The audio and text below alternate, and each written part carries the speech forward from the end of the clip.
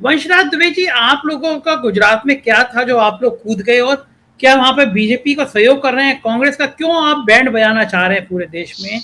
जहां कांग्रेस लड़ने की स्थिति में आती है, आप जाके बीजेपी को सपोर्ट कर देते हैं। तो क्या लग रहा है, बीजेपी के संग मिलके कुछ किसका खेल बिगाड़ेंगे, बीजेपी का या कांग्रेस का? संजय जी, सबसे पहले तो मेरी आवाज आ रही है अब तक? जी आ रही है, बिल्कुल आ रही है। जी, आपको आ और रही आपके दर्शकों को और यहाँ पे बैठे सभी पैनलिस्ट को मेरा नमस्कार। देखिए, जिस तरीके से अभी आपने कहा कि आप वहां पर क्यों गए हैं, तो मैं आपको बताऊं कि आम आदमी पार्टी और अरविंद केजरीवाल जी को वहां की जनता ने आमंत्रित किया है। और वो उसका कारण सिर्फ ये है कि हम जब सूरत के नगर निगम चुनाव में जाते हैं, तो वहां पर आपको मालूम हो कि 27 सीटें नगर निगम में जीत के आम आदमी पार्टी आती है और यहीं से वो शुरुआत होती है। जो एक तरीके से आप देखिए, आज जहां पर एक तरफ 25 साल से भारतीय जनता पार्टी जिसने बदहाल कर दिया पूरे गुजरात को, जितनी जिम्मेदार भारतीय जनता पार्टी है उतनी ही जिम्मेदार कांग्रेस है वहां पर। अभी आपने ठीक कहा कि पिछले चुनाव में जिस तरीके से जनता ने वहां पर गुजरात की जनता ने कांग्रेस को बहुत ज्यादा सफलता दी, जितना वो जानते नहीं थी उससे ज्यादा सफलता गुजरात की जनता ने दिया। तो कहीं ना कहीं एक इंडिकेशन था कि आप आइए हमारे बीच में और संघर्ष करिए और अगली बार सरकार बनाइए। लेकिन दुर्भाग्य रहा गुजरात की जनता का कि जिसको विपक्ष की जिम्मेदारी दी गई वो भी एक तरीके से जमीन से जमीनी हकीकत से दूर रहे, और जिनको सत्ता पक्ष की जिम्मेदारी दी गई वो भी जमीन से दूर रहे। आज यही कारण है कि पूरे गुजरात में अरविंद केजरीवाल जी के और आम आदमी पार्टी की एंट्री मात्र से आप सोचिए कितना सुखद अनुभव इस समय गुजरात की जनता को हो रहा है कि आम आदमी पार्टी की एंट्री मात्र से वहां पर सरकार जो तमाम नीतियां अभी तक अपना नहीं रही थी, चाहे वह पुलिस कर्मियों की सैलरी बढ़ाने का मामला हो या कर्मचारियों का मामला हो या अलग अलग वर्गों का मामला हो, जिनकी सरकार 27 सालों से सुन नहीं रही थी, आज अरविंद केजरीवाल जी के जाने के बाद, आम आदमी पार्टी की सक्रियता के बाद उन कर्मचारियों को सरकार बुला बुला के उनको उनको सुनने का काम कर रही है, उनको लाभ देने का काम कर रही है। तो एक बहुत बड़ा बदलाव फिलहाल गुजरात में ये देखने को मिल रहा है। और मुझे लगता है कि जो जनता को लाभ अभी मिल रहा है सिर्फ आम आदमी पार्टी की एंट्री मार्च से, 2 महीने के बाद जब आम आदमी पार्टी की सरकार वहां बनेगी तो जो तमाम सुविधाएं देने की बात आम आदमी पार्टी करती है वो तमाम सुविधाएं मिलेंगी। आप सोचिए, क्या आज के पहले क्या शराबबंदी तो बहुत लंबे समय से गुजरात में चल रही है, लेकिन आपने 5 साल में कभी नहीं सुना होगा कि कांग्रेस ने इस मुद्दे को बहुत मजबूती से उठाया। आप सोचिए, ये पूरे देश में शराबबंदी का, नशे का विरोध करते हैं भारतीय जनता पार्टी के लोग, खास करके दिल्ली में आरोप लगाते हैं दिल्ली की शराब नीति पर। लेकिन गुजरात एक ऐसा स्टेट है जो लंबे समय से जहां पे शराबबंदी है वहां पर 100 लोग जहरीली शराब पीकर मर जाते हैं। मुख्यमंत्री जी के सरपरस्ती में, नेताओं की सरपरस्ती में अवैध शराब का कारोबार हो रहा है। तो जनता पूरी तरीके से त्रस्त है। आज गुजरात लगभग भारतीय जनता पार्टी के जितने भी राज्य हैं, संजय जी आप उठा के देख लीजिए, तो सारे के सारे स्टेट इनके घाटे में चल रहे हैं, यानी कर्ज में चल रहे हैं। गुजरात पे भी लगभग 3.5 लाख करोड़ का कर्ज है। आप बताइए 27 साल से आपने क्या किया? आपने ना रोजगार दिया, आपने ना महंगाई पे कोई कंट्रोल किया, आपने ना वहां की शिक्षा व्यवस्था दुरुस्त की, आपने ना वहां पे स्वास्थ्य व्यवस्था दुरुस्त की। काहे का गुजरात मॉडल का जो फर्क की बात हो रही थी अभी, ठीक बात है कि 2017 से 2022 तक जिस तरीके से मुख्यमंत्री बदला गया गुजरात में, लेकिन जब विजय रूपाणी मुख्यमंत्री थे संजय जी, आप सोचिए एक मॉडल गुजरात मॉडल था जिसको लेकर पूरे देश में ढिढोरा पीटती है भारतीय जनता पार्टी। गुजरात मॉडल की सच्चाई यह है कि विजय रूपाणी जब मुख्यमंत्री बनते हैं तो उन्होंने खुद के लिए 190 करोड़ रुपए में हवाई जहाज खरीदा, लेकिन दिल्ली के मुख्यमंत्री अरविंद केजरीवाल जी ने क्या किया? 150 करोड़ रुपए में दिल्ली के अंदर 5 सालों के लिए सरकारी बसों में महिलाओं की यात्रा फ्री कर दी। ये मॉडल है अरविंद केजरीवाल जी का, और ये बेसिक फर्क है अरविंद केजरीवाल जी की राजनीति में और हम भारतीय जनता पार्टी की राजनीति में। तो मुझे लगता है कि जिस तरीके से बौखलाहट आप देख रहे हैं, एक के बाद एक हमारे नेताओं के ऊपर ईडी, सीबीआई और आईटी तमाम एजेंसियों का शिकंजा कसा जा रहा है, उनको जेल में डालने की तैयारी की जा रही, कभी मनीष सिंह के ऊपर, कभी अमानतुल्लाह खान के ऊपर, कभी हमारे सोशल मीडिया के इंचार्ज के ऊपर। तो ये जो तमाम हथकंडे भारतीय जनता पार्टी अपना रही है, जाहिर सी बात है कि जनता वहां पर चुनाव लड़ रही है। और इस बार गुजरात की जनता एक मुश्त होकर एक नारे के साथ कि एक थाली 2 समोसा, नरेंद्र मोदी तेरा नहीं भरोसा, इस नारे के साथ इस बार गुजरात की जनता तैयार है।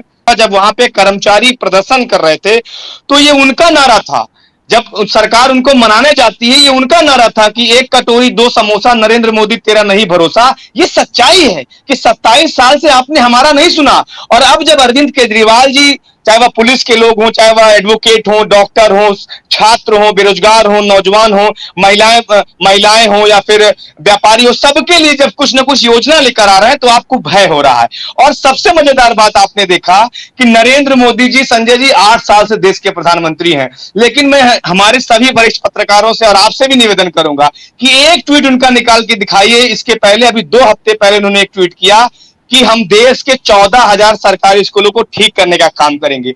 नरेंद्र मोदी जी 8 साल से प्रधानमंत्री हैं, लेकिन कभी उन्होंने सरकारी स्कूलों का जिक्र नहीं किया।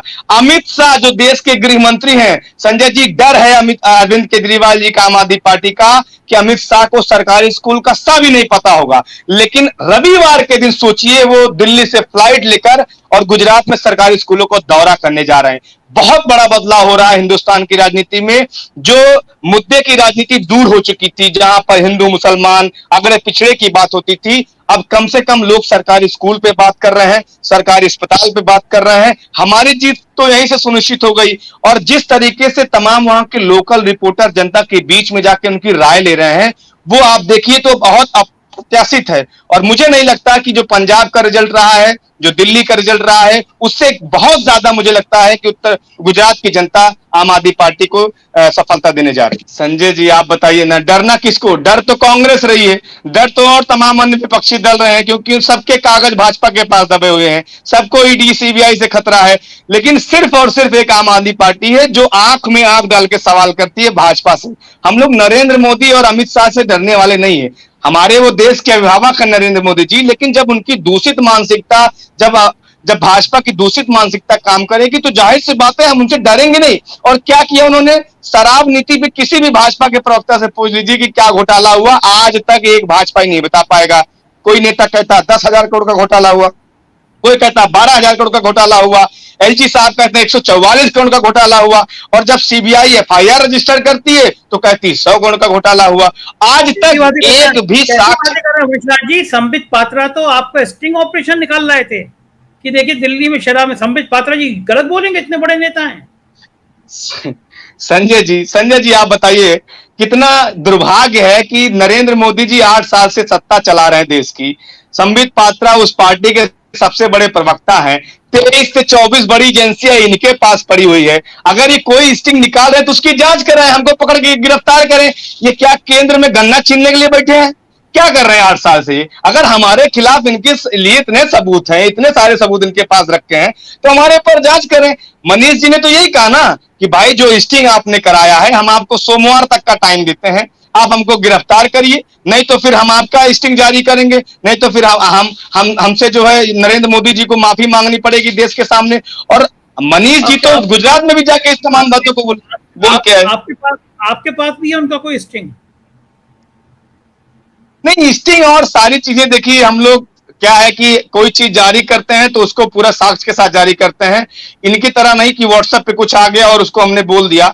मैं वही कह रहा हूं कि ये ऐसे लोग हैं जो इनको एक व्हाट्सएप पे कुछ मिल जाता है, उसको आके ये रोज प्रेस कॉन्फ्रेंस करते हैं, जब उसकी सच्चाई पता की जाती है तो पता चलता सच्चाई। लोग कहते हैं कि आपकी मोदी जी की डील है, आप उन पे हमला करेंगे, वो थोड़ी बहुत कार्रवाई आप पे करेंगे, कांग्रेस गायब हो जाएगी। कांग्रेस को निपटाने का आपका मोदी जी का बिल्कुल प्लान है। देखिए, अरविंद केजरीवाल जी की डील नहीं है, मैं आपको बताऊं, ये जनता की डील है। ये जनता की डील है अरविंद केजरीवाल जी के साथ कि इस देश से इन दोनों दलों का सफाया करना बहुत जरूरी है, क्योंकि दोनों ने बारी बारी से चोर चोर मौसेरे भाई वाली कहानी को निपटाया है। कभी 5 साल मैं राज करूंगा, कभी तुम राज करना। और यही आज हालात हो गया देश का कि जब भारतीय जनता पार्टी भ्रष्टाचार करती है तो कांग्रेस चुप रहती है, जब कांग्रेस भ्रष्टाचार करती है तो भारतीय जनता पार्टी चुप रहती है। आज राहुल गांधी जी पूरे देश में यात्रा निकाल रहे हैं अडानी अंबानी के खिलाफ कि दो पूंजीपति मित्र, और छत्तीसगढ़ में अडानी को ही काम दे रहे हैं कि लो भाई तुम खनन करो, यहाँ काम शुरू करो। तो ये सिर्फ और सिर्फ दोनों की जो मिली भगत है, जनता उस बात को समझ चुकी है। और मुझे लगता है कि 27 साल से जो बदहाली का शिकार है गुजरात, इस बार गुजरात बहुत बड़ी सफलता आम आदमी पार्टी के लिए अपने लिए देने जा रहा है। आप कह रहे हैं गुजरात में कुछ हुआ नहीं। गुजरात से आए हुआ आदमी दुनिया का नंबर 2 का पैसे वाला बन गया। देश को नाज है कि हमारा एक व्यक्ति दुनिया का नंबर 2 का, अडानी भैया। हो सकता है नंबर 1 पे हाँ। पहुंच जाए। आपको नाज नहीं है, आपको देश पे गर्व नहीं हो रहा कि आपका एक बीच का एक आदमी दुनिया में नंबर 2 का पैसे वाला है? आपको ये इसमें नाच क्यों नहीं होता कभी भी? बिल्कुल, और हम भुखमरी में 114 नंबर पे हैं। ये भी हमको नाज है कि हमारे देश का गुजरात के अंदर हालात, संजय भाई, सिर्फ यही है और अमूमन पूरे देश में यही हो रहा है कि 100 लोग की अगर आप लिस्ट बनाएंगे, 100 लोग से आप बात करेंगे तो आपको पता चलेगा कि 95 लोग सुबह से लेकर शाम तक अपने डेली के जीवन शैली है उसके जद्दोजहद में जूझ रहे हैं। बिजली की, पानी की, शिक्षा की, स्वास्थ्य की जद्दोजहद में जूझ रहे हैं और मात्र पांच लोग ऐसे हैं जिनके ऊपर हाथ है, जो पूरे देश में करोड़ों का टर्नओवर कर रहे हैं, अरबों का टर्नओवर कर रहे हैं और उसमें से बहुत सारे लोग लूट के यहां से भाग भी जाते हैं, जिनको हमारे प्रधानमंत्री जी भाई करते थे, मेहुल भाई, नीरव भाई, फलाने भाई, ढिमाके भाई। तो देश की जनता इस बात को समझती है। चलिए राकेश जी, आप मुस्कुरा रहे हैं, बताइए इनको संजय नाज जी, नहीं है? मैं इसलिए मुस्कुरा रहा हूँ, मैं वजह बता देता हूँ। जी। नहीं, बहुत दिनों बाद वंशराज जी जैसे प्रवक्ता मिले हैं। सचमुच टेलीविजन की डिबेट में इतने ही तार्किक और इतने शालीन शब्दों के साथ बात होनी चाहिए। वंशराज, मैं आपको बहुत बधाई और शुभकामना देता हूं, बहुत अच्छे से आप बोले, सिर्फ इसलिए मुस्कुरा रहे हैं।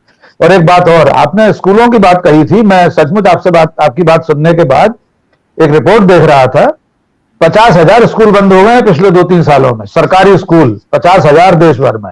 तो सत्ता में बैठे लोग चाहते भी नहीं कि नई पीढ़ी पढ़ लिख कर आए, तर्क की बात करे वंशराज की तरह, इसलिए वो धीरे धीरे शिक्षा के दुश्मन है। उनके लिए वो रिलायंस का कोई इंस्टीट्यूट है ना, रिलायंस जियो यूनिवर्सिटी, जो अभी कागजों में ही है लेकिन वो इंस्टीट्यूट ऑफ एक्सीलेंस बन गई, उसका अवार्ड भी दे दिया भारत सरकार ने। आप लोग ज्यादा तो वंशराज जी को बहुत बधाई, बस ये कहना था मुझे।